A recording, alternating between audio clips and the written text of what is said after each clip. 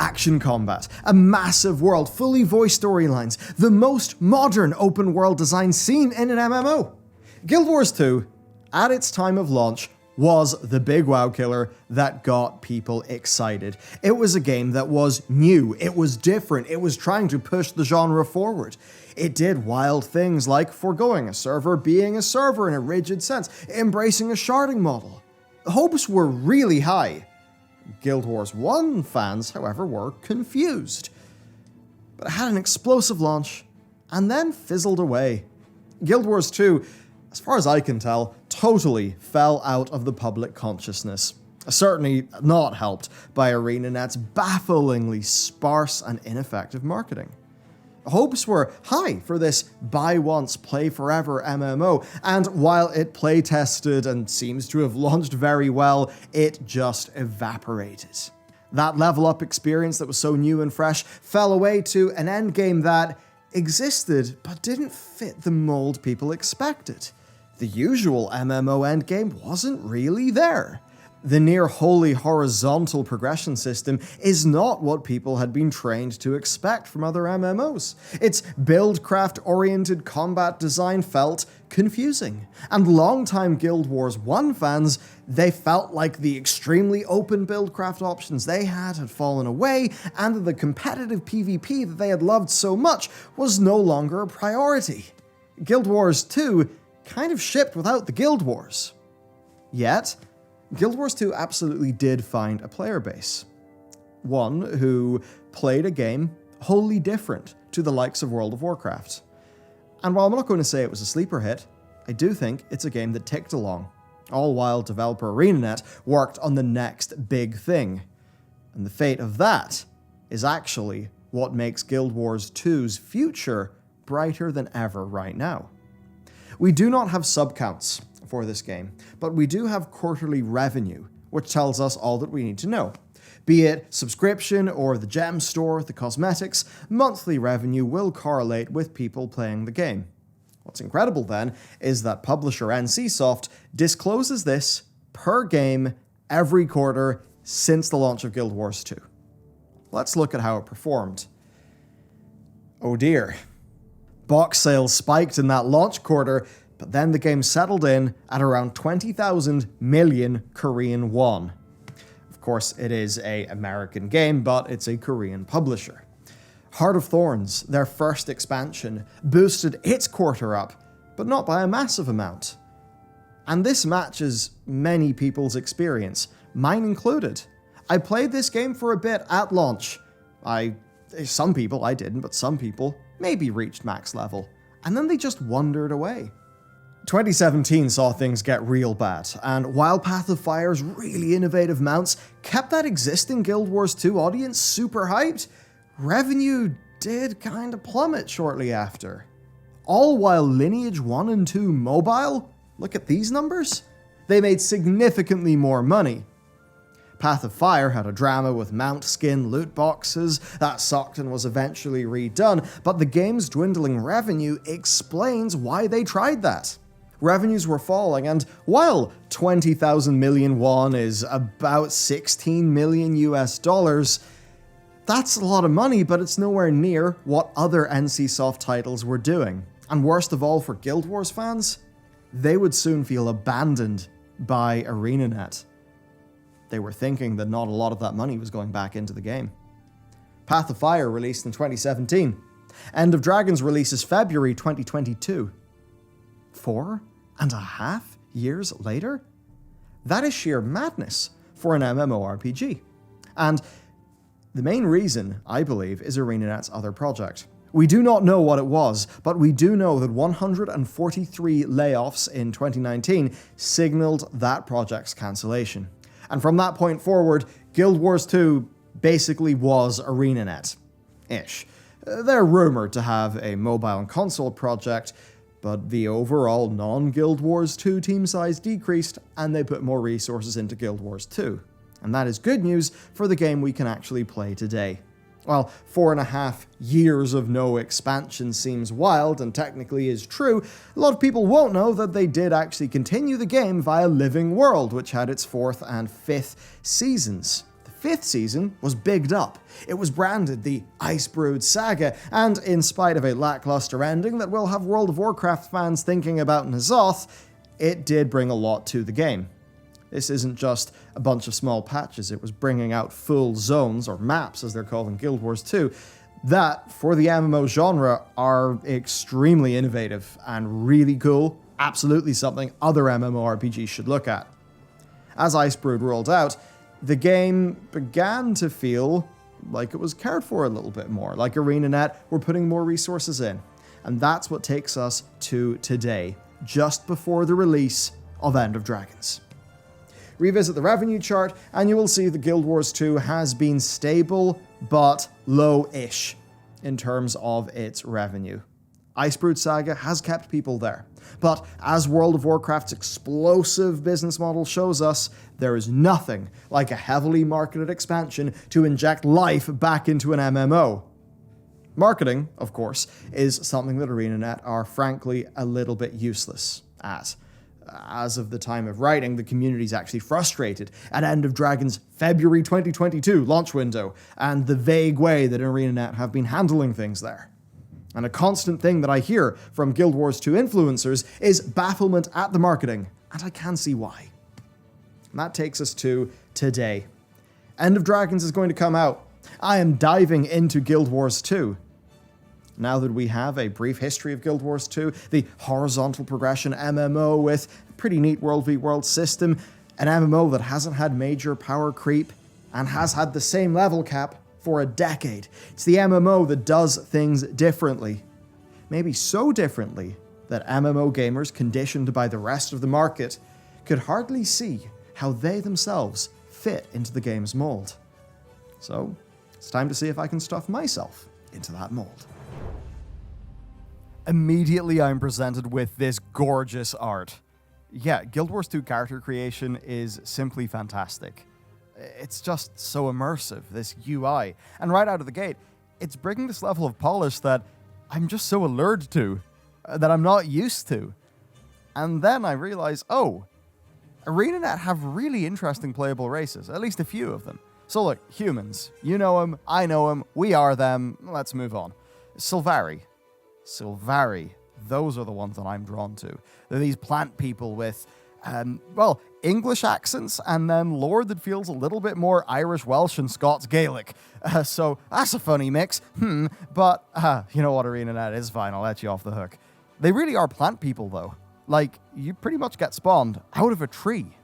They aren't playing lip service to the idea. The lore actually doubles down on this and reflects it, which is just awesome. The Char, the villains of the first game. And if this were Blizzard Entertainment, they would have gigantic bazongas. But no, ArenaNet actually says, hey, these are big savage cat people. They were the antagonist of the previous game. They'll kick your ass. You know, man and woman both. So I really like the Char. I like how they properly made a beast race. They did not cop out and try to humanoidize them. Then, of course, we've got the Azura, who are this time our small and smart race, and the Norn. Funny enough, they're a bit Scandinavian feeling. It's a nice mix, basically, overall, of tried and true sort of safe bets, and then more interesting, unique races. Like, there's loads of people who just want to be a human. For a lot of people, they'd love being a Norn. But for me, I went Sylvari. But what about my class? Well, here they're actually called professions, and they're a bit wild. I mean, the way that it works is you get 5 active abilities based on the weapon that you are equipping, and that is obviously based on your profession. You then do have other abilities as well, like loads of utility things that come from your profession. Now, of course, you add in the ability to swap weapons mid-combat, or for the Elementalist that I ended up going with, swap elements, and you've got a lot to choose from. Now, this system means that a ranger can be a tanky healer with a staff, a ranged control DPS with a bow, a melee-focused DPS with a greatsword, and a whole bunch more. Now, Guild Wars 2, it really doesn't have a rigid trinity of tank healer DPS. Everyone's a bit of a hybrid. And now, profession-wise overall, there's Warrior, Thief, Guardian, and Ranger. I think kind of self-explanatory. Same goes for Necromancer, which is more of a sort of a horde class. Then Engineer, well, that comes in to give you some turdy gameplay, which is pretty damn cool. You've got Revenants coming in with Ancestor magic that they use to do whatever they do. In fairness to ANET, they are a bit more of a unique feeling one. But then there's the Mesmer, which is fully an illusionist, and I think super unique in its vibe and its direction. So I love what ArenaNet are doing there. And then the Elementalist, which is more interesting than most mages. Because yeah, it is your element-based mage, but it just has this little bit of almost Avatar feeling to it, where you sacrifice the ability to swap weapons mid-combat to be able to swap between the 4 elements, each of course, with their own focus. Now, beyond this, there's then advanced classes, but hey, I think that is a little bit too much for me to think about right now. Okay, so I've chosen my race, I've chosen my class, next it's time to customize my character. Immediately, this customization gripped me. It really did. There's loads of options, just in general, right? So loads of options, great color tweaking as well. Being the Sylvari, you're just more fundamentally, unique. So it's just cool, all the things you can do to your Sylvari. And then you could even select default dyes for gear that you pick up. Neat. Not only do you define your character's personality, you also select a backstory, and that backstory directly impacts your character's personal story, how it actually starts out. They all obviously converge at a point, but it's just a great way to get, me defining my character, right? And I think that's important for making you care about your character a little bit more.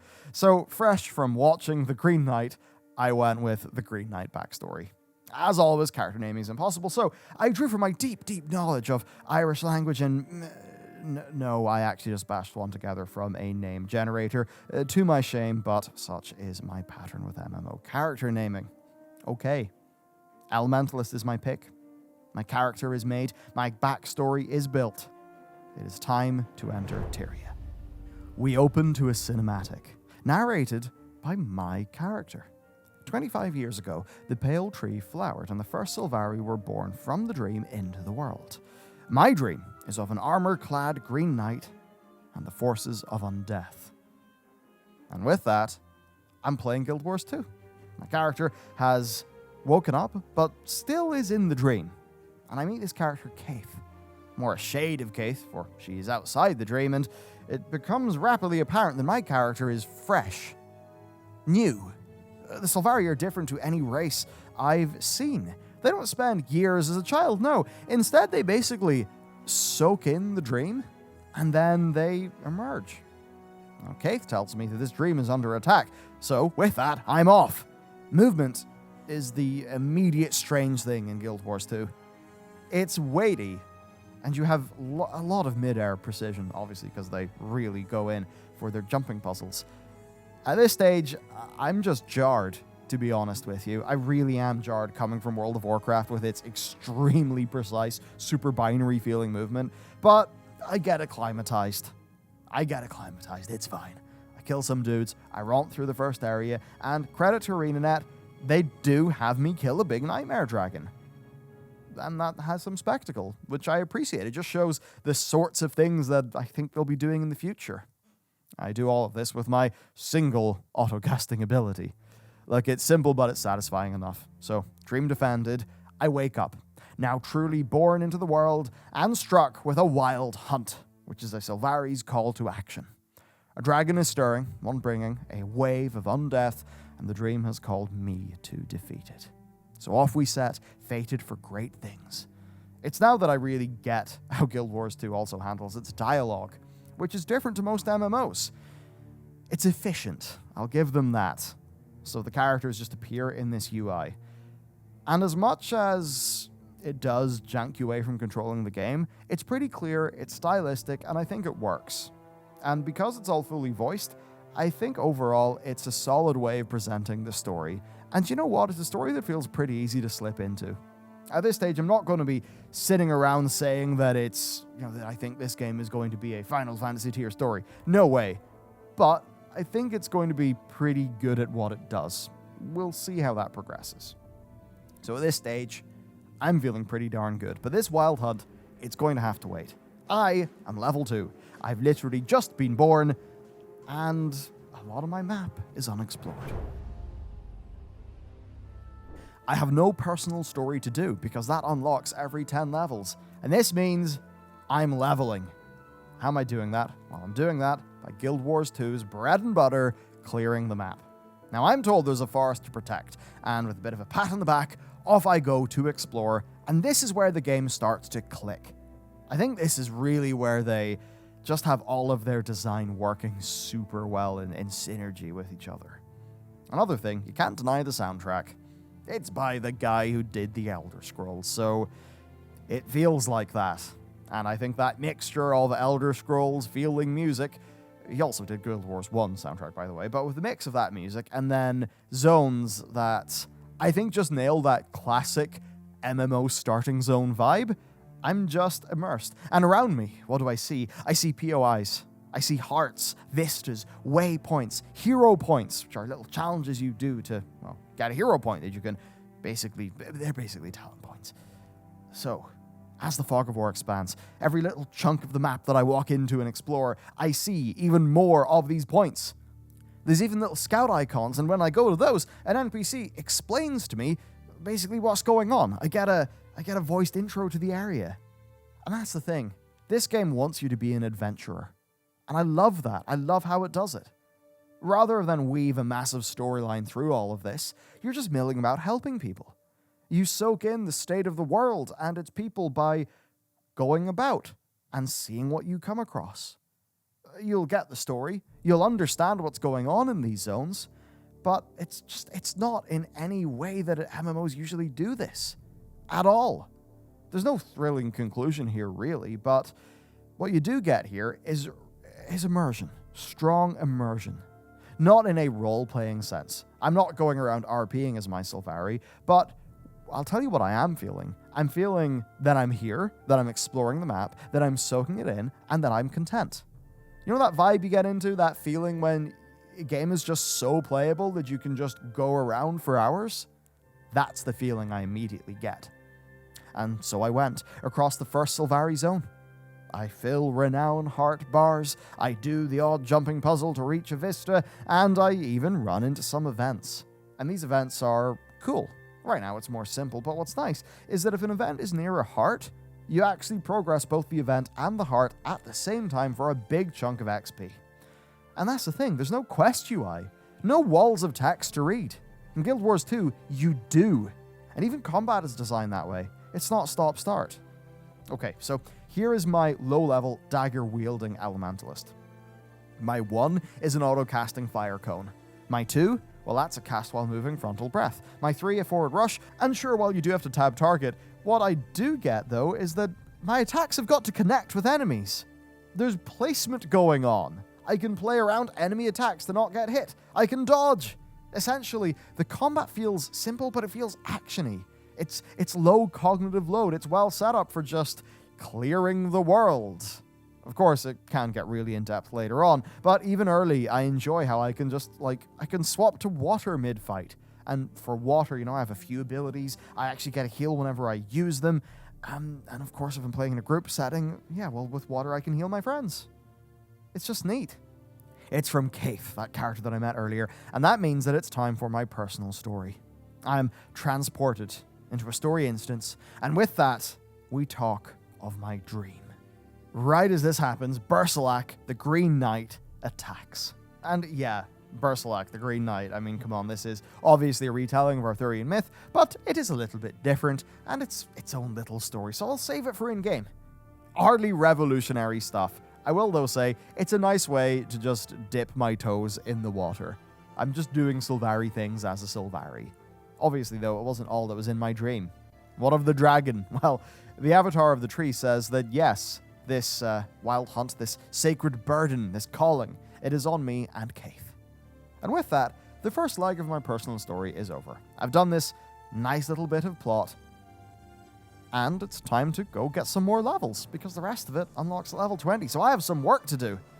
And at this stage, things have changed a bit, because I am level 15. I've added in the control and damage-oriented air, and the protection and dot-focused earth, plus a staff, which of course brings with it a wholly new set of abilities for each element. It's got a pretty neat one where I just call down a whole bunch of meteors and it does loads of damage. It's actually a lot when you think about it all, but it is perfectly manageable. And that in-combat swapping, well, it does incur a bit of a cooldown. It's just really cool. Like, the fantasy is strong. And I'm sure the meta builds exist, yes, but right now I am just loving the flexibility and the experimentation. Even things like using a dagger in one hand, or maybe a focus or a wand or something in the other hand. It's neat because when dual wielding, your primary weapon gives you your first 3 weapon abilities, and your secondary weapon, your second 2. Once again, yes, I know, metas will probably strip a lot of this choice away, but right now, it's really fun. However, I know that it's a big, vast open world. I know that I'm going to have to walk around a lot, so this is when I decided on a trick. Guild Wars 2 has awesome mounts. They are the complete opposite of no clip with a 3D model, which is what we're used to in MMOs. These mounts have weight, they have turning circles, they have unique mechanics, controls, things to manage. Flying a griffin involves flying a griffin. Okay, getting ahead of myself though. So here's the trick. Guild Wars 2 comes with a level boost. You can use that to make a level 80 character. You can then do the opening quest of Path of Fire on that character. And if you do that, you unlock the Raptor mount account-wide. So I do that. Now, the con here is that you'll be tempted to ruin jumping puzzles for yourself, but the pro is that these mounts are just bloody fun. They mesh perfectly, I think, with the overall game flow. Just perfectly. And my Raptor is simple. It goes forward fast. It does a forward lunge as well, and when I dismount, it does a little tail whip for damage. Later on, the UI, when I look at it, it seems that later on I'm going to be able to upgrade this Raptor to make it more powerful with masteries, but that is far beyond me right now, so time to return to my main character and get exploring. Returning to my main, I clear Caelodon Forest, and with that done, it's actually time, because I'm level 20, for the next stage of my personal quest. A new Sylvari has appeared, right? But he's got no idea of our tree. He barely has a memory, and this group called the Nightmare Court call him a harbinger. Well, I'll learn why soon. But I do wander off to do some cooking, which gets me some XP. But I hop back to the story, only for it to bug out. So, feeling a bit miffed, I take a break and I make for Gandaren Fields, which again is just this nice, open, classic-feeling MMO zone. Clearing it just feels really great. But eventually, the call of the story, well, it is heard. I return, I polish off that story, defeating the Nightmare Court, learning that this mysterious Sylvari is in fact from another tree, which is a shocking revelation for the cast because we just thought we are the Sylvari. We only appeared as of this tree 25 years ago, but this changes everything. And we send this guy off to Maguma for answers. Now, I know that Maguma is where the next expansion takes place, so clearly this is set up for Heart of Thorns. Back to the world then. The world that I feel so free in, especially with Guild Wars 2's waypoint system, because at this stage, I've unlocked a few zones, right? I'm going about the place, and I really appreciate waypoints. And the way they work is simple. If you've been to one, that's great. You can travel back at any time, instantly. Instant travel. Most spells castable while moving. Mounts that are fast and fun. No quest NPCs to pick things up from. Events that spawn in and out, just all nice and dynamically. No UI to click, not much in the way of buttons for accepting any of this. Why am I listing this stuff? Well, look, it's simple. It's because what I've really, at this stage, understood is that Guild Wars 2 erases every barrier between you and the content that you're doing. It erases every barrier it can. So, I'm like, okay, batter up, you've erased all the barriers.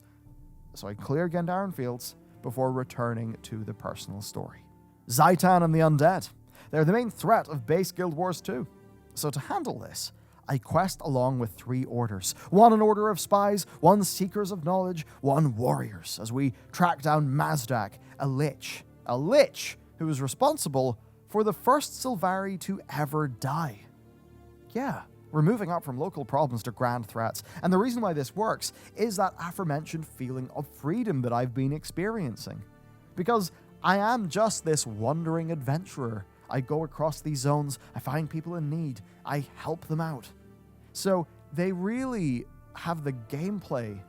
You know, they're not telling me that I'm an adventurer, the gameplay is making me feel like I'm an adventurer. And that means that when my personal story starts to increase my importance in this world, it's like I'm moving up. It feels like I'm moving up in the world. It's this really nice merger of the personal story and the map-clearing gameplay. And I really do prefer this to just having a personal story that is absurdly long, at least for how this game is designed. Back to the story though, so I'm going to save you the plot. Suffice to say, I actually really liked it quite a bit. Not that it was doing anything special, it was just some pretty decent plot really. But what's nice is that I was consistently offered choice as I went through this questline. Clearly ArenaNet are trying to get me to work out what order I like because eventually I do join one. But what it means is that through a few stages of this questline, I get to choose between the three orders. You know, the plan of the knowledge people, the plan of the spies, the plan of the fighters. Now, for me, I'm really drawn to the spies, so my missions are just more tricksy. A good example is there's one mission where I've got to get the sword that was wielded by that firstborn Sylvari, but the sword is currently being wielded by the squire who betrayed him. So I go to this tourney that the squire is playing in. And yeah, I could just fight him, but instead we're going around doing funny business, trying to sabotage things, and it's just more fun. Later on then, there's a village. This village is going to be invaded by the undead, so instead, we perform with the human guards a false retreat. We then lure the centaur in to take the place easily, so that the undead then come in, and then, our two enemies fight each other. And it's not the most complex plotting in the universe, but it just feels like the writers are able to have more fun with these spies. So I like him. And by story's end, I decide to fully become a member of the Order of Whispers. Well, there you have it. That is the first leg of my Guild Wars 2 journey. I thought it was just a pretty nice place to end things, really. It's like, okay, I've done the intro experience, I've done some of the zones, I've joined up with an order. You know, it's like a nice sort of part of my character's journey. So I don't think it's going to be that long overall till I'm level 80. Which means, yeah, there's no surprises. I'm going to keep on playing Guild Wars 2.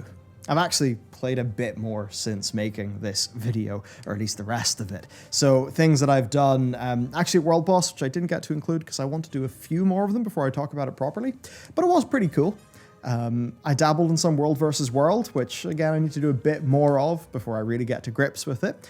I've done the next stage of my personal quest. It had a character, Tybalt, that I think the Guild Wars 2 fans really like, and I really liked him as well. So I'm keen to see how the story advances. I also did the Lunar event. It had a Dragon Ball mode, it had a race, and a few other things, and it was neat. I'm still worried about what's going to interest me at max level, but at the very least, End of Dragons looks pretty neat, and it does seem to have some endgame-ish stuff with the new strikes that are coming out. But for now, I've just got to say, I'm enjoying the journey. Is there something to be said for hopping into a game, enjoying it for 20, 30, 40 hours, and just being like, okay, I don't have to grind you for 7 million hours at endgame. I'm happy with what I've got. Is that time? I think fair enough, right? Now, considering too that the game is free, like the base game is free, base Guild Wars 2, which is all the content I've covered today, I mean, that's pretty hard to pass up. So I'd say the Guild Wars 2 is a unique feeling MMO that is totally worth the download. The most you'll lose is a small amount of time, and I really like the ideas that they've developed this game with. I still need to see how they pan out fully, but in this context of leveling, they all work out pretty damn well. So, that's Guild Wars 2.